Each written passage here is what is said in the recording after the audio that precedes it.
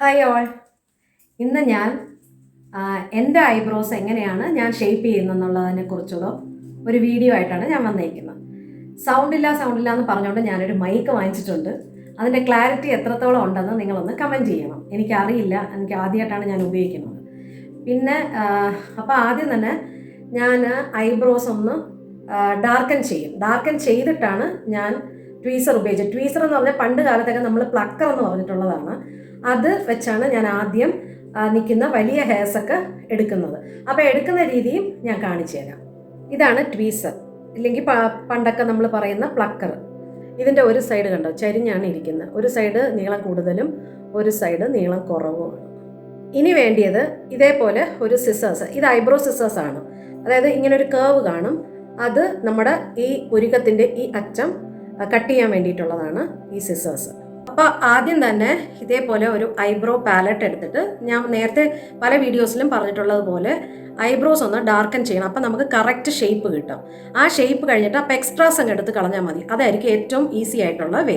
അപ്പം ഞാനിപ്പോൾ ഇതിൽ കറുപ്പ് കളറ് തന്നെയാണ്. ഇത് ഗ്രേ ചേർന്ന കറുപ്പും ഇത് ഡാർക്ക് ആയിട്ടുള്ള കറുപ്പാണ്. ഞാനിപ്പോൾ ഡാർക്ക് ആയിട്ടുള്ള കറുപ്പാണ് എടുക്കുന്നത്, കാരണം നമുക്ക് ഐബ്രോസ് എടുക്കാനാണ്. അപ്പം ഞാൻ യൂസ് ചെയ്യുന്നത് ഈ ഡാർക്ക് ആയിട്ടുള്ള കറുപ്പാണ്. ഐബ്രോസ് നമ്മൾ സ്പൂളി വെച്ചോ ഒരു ചെറിയ ചീപ്പ് വെച്ചോ താഴോട്ടാക്കണം. താഴോട്ടാക്കിയതിന് ശേഷം നമ്മൾ ഡാർക്കൻ ചെയ്യുക. ഡാർക്കൻ ചെയ്യുമ്പോൾ ഈ എൻ്റെ നിന്ന് തുടങ്ങരുത്, ഈ നടുക്കോട്ട് ഉള്ള ഭാഗത്തുനിന്ന് തുടങ്ങുക, അല്ലെങ്കിൽ താഴോട്ട് കൊണ്ടുവരിക. എക്സ്ട്രാസ് വെച്ച് വേണം മുൻവശത്തുള്ള ബാക്കി ഭാഗം ചെയ്യാനായിട്ട്.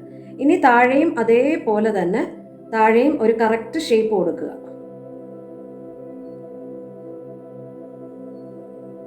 അകത്ത് ഫില്ല് ചെയ്യണമെന്നില്ല, പിന്നെ ഫില്ല് ചെയ്തിരുന്നാൽ നിങ്ങൾക്കൊരു കോൺഫിഡൻസ് തോന്നും ബാക്കി ഭാഗം എങ്ങനെ എടുക്കണമെന്നുള്ളത്.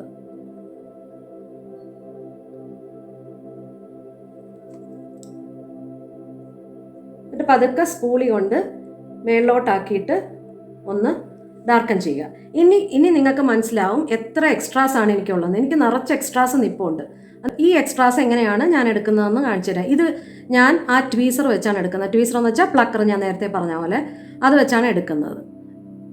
ആദ്യം ഈ കണ്ണിൻ്റെ കൺപോള ഒന്ന് ടൈറ്റായിട്ട് താഴോട്ട് നമ്മൾ പിടിക്കുക. എന്നിട്ട് മേൽഭാഗം നെറ്റി മേലോട്ട് ഒന്ന് ഉയർത്തുക. അപ്പോൾ ഇവിടുത്തെ സ്കിന്ന് നമുക്ക് ചുളിഞ്ഞിരിക്കുന്നതുകൊണ്ട് അതൊന്ന് ടൈറ്റായിട്ട് കിട്ടും. ടൈറ്റായിട്ട് കിട്ടിയതിന് ശേഷം വേണം നമ്മൾ ട്വീസർ വെച്ച് ഇതെടുക്കാൻ. ഇനി ട്വീസർ വെച്ചെടുക്കുമ്പോൾ ശ്രദ്ധിക്കാനുള്ള കാര്യം, എങ്ങനെയാണോ ഹെയർസ് നിൽക്കുന്ന ആ സൈഡിലോട്ട് വേണം ഈ ട്വീസർ വെച്ച് വലിച്ചെടുക്കാൻ.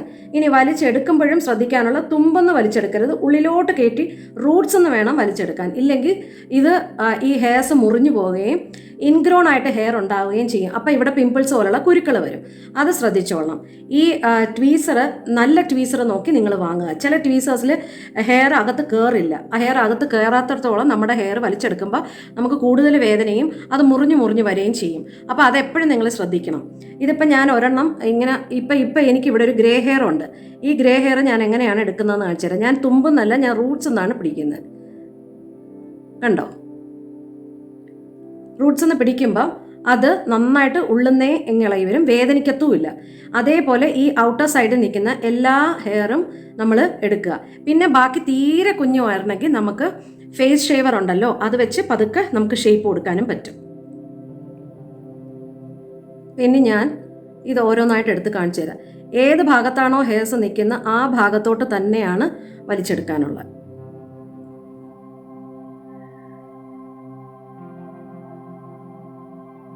എളുപ്പം ചെയ്യാം, ഒന്ന് പ്രാക്ടീസ് ചെയ്താൽ മതി. വളരെ എളുപ്പം തന്നെ ഇതെല്ലാം ചെയ്യാൻ പറ്റും.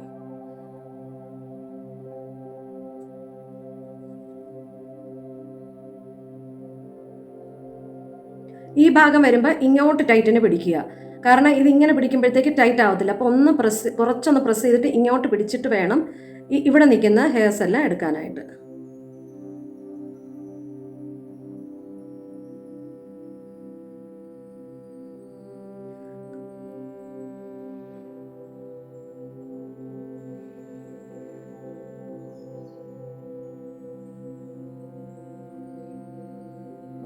ടേബിളിൻ്റെ പുറത്ത് വെച്ച് ചെയ്യുന്ന മാഗ്നിഫൈങ് മിററാണെങ്കിൽ നമുക്ക് 2 കൈ ഉപയോഗിച്ച് വളരെ എളുപ്പം തന്നെ ഇത് ചെയ്യാവുന്നതാണ്.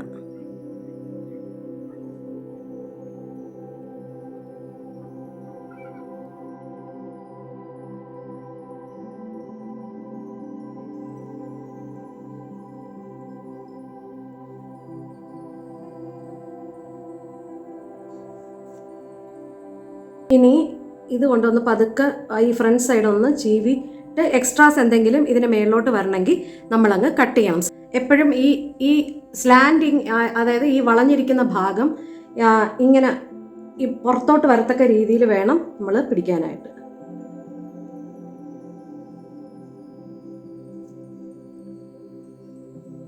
ഇനി ഇവിടെയൊക്കെ ഉള്ള എക്സ്ട്രാസ് നമുക്ക് ഷേവർ വെച്ച് തന്നെ എടുക്കാൻ പറ്റും. അതിന് ഈ ട്വീസർ തന്നെ ഉപയോഗിക്കണമെന്നില്ല. ട്വീസർ വെച്ച് വേണമെങ്കിലും എടുക്കാം. ഈ ഓരോ ഹെയർസ് ആയിട്ടും പ്ലക്ക് ചെയ്ത് എടുക്കാം. പക്ഷേ ഞാൻ എപ്പോഴും ചെയ്യാറുള്ളത് ഇവിടെയൊക്കെ നിൽക്കുന്നത് ഹെയർസിന് ഞാൻ ഫേസ് ഷേവർ കൊണ്ടാണ് ഷേവ് ചെയ്ത് താഴോട്ട് ആക്കുന്നത്, നല്ല ഷേപ്പ് ആക്കുന്നത്. ഇതേപോലത്തെ ഷേവർ എടുത്തിട്ട് നമ്മൾ പതുക്കെ ഇങ്ങോട്ട് ഇവിടെ നിൽക്കുന്ന ഇവിടുത്തെ രോമം മാത്രം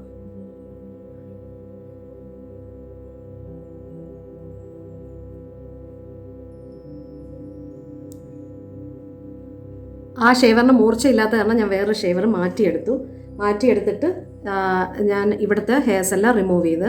അപ്പം നിങ്ങൾക്ക് കാണുമ്പോൾ മനസ്സിലാവുമല്ലോ. ഇനി നമുക്ക് ഇത്രയും ഡാർക്കനായിട്ട് നമ്മൾ ഒരിക്കലും ഐബ്രോസ് എഴുതാറില്ല. അപ്പം നമ്മൾ എന്ത് ചെയ്യണമെന്ന് വെച്ചാൽ അതൊന്ന് വാഷ് ചെയ്ത് കളയുകയോ അല്ലെങ്കിൽ നമ്മളൊരു ബഡ്സ്, അതായത് ക്യൂ ടിപ്സ് എന്ന് പറയും, ബഡ്സിനെ ക്യൂ ടിപ്സ് എന്നും ചിലർ പറയാറുണ്ട്. അതെടുത്തിട്ട് നമ്മൾ ഇതിൻ്റെ അകത്തൊന്ന് റബ്ബ് ചെയ്ത് കൊടുത്താൽ മതി. അപ്പോൾ ഈ ഡാർക്ക് കളർ അങ്ങ് ലൈറ്റ് ആയിക്കോളും. അല്ലെങ്കിൽ നമ്മൾ മുഖം കഴുകുന്നതിന് മുന്നേ ആണ് ചെയ്യണമെങ്കിൽ നമുക്ക് ഇത് ചെയ്ത് കഴിഞ്ഞിട്ട് മുഖം കഴുകാം.